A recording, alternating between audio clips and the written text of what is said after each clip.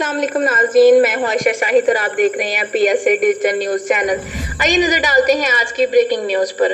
P S a digital news channel کے زیر اہتمام راشن کی تقسیم کا سلسلہ جاری۔ پنڈ داد خان میں مرکزی سیکرٹری اطلاع سید اختر حسین بخاری نے راشن کی تقسیم کی۔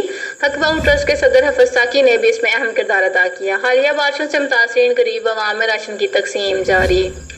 پاکستان سوشل ایسوسی ایشن کے مرکزی سیکرٹری انفارمیشن سید اختر علی شاہ بخاری اور حق بہو ٹرسٹ تحصیل پنڈ داد خان کے صدر عبدالحفیظ ساکی نے بھی راشن کی تقسیم میں اہم کردار ادا کیا۔